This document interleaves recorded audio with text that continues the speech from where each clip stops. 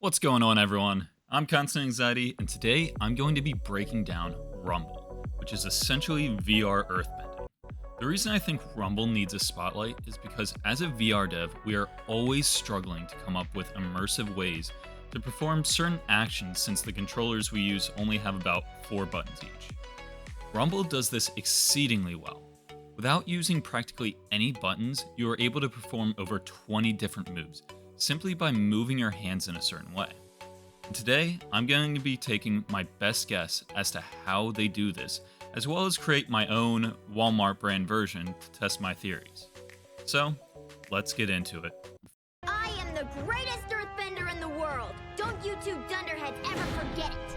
First major part to how Rumble accomplishes their control system is through the location of the hands and the distance they are away from the player.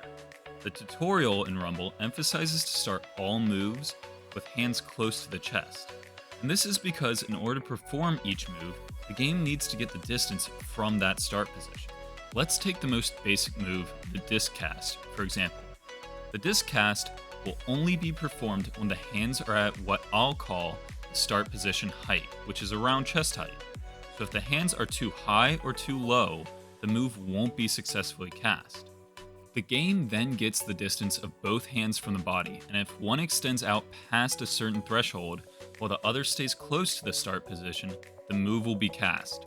When I tried to copy this approach, I decided to do something similar, except mine was only activated when the hands were closed, and to my surprise, it actually worked. I was able to successfully implement a crude version of the disc throw and pillar.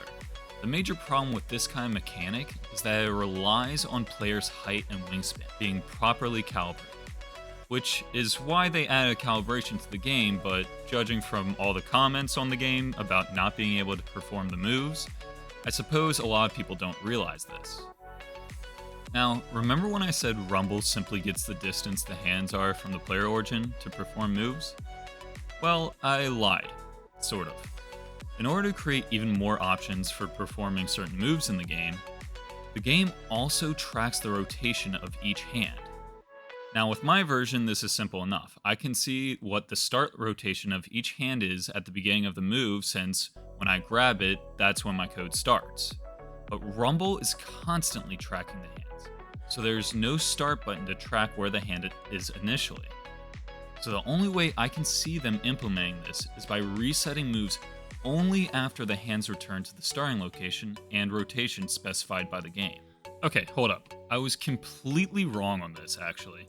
I mean, you can even see in Rumble's teaser trailer that the hands don't return to their initial position all the time.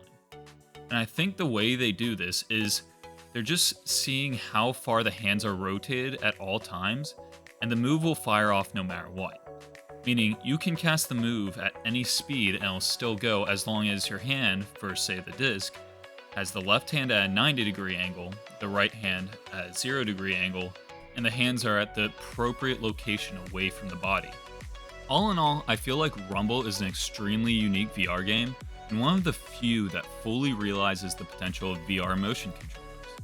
It's even motivated me to try creating the arena from Legend of Korra and maybe some firebending in my free time. If you have any suggestions of cool VR games with some awesome mechanics I should cover in a breakdown, feel free to comment them. Until then, this has been Constant Anxiety. Have a good one, everybody.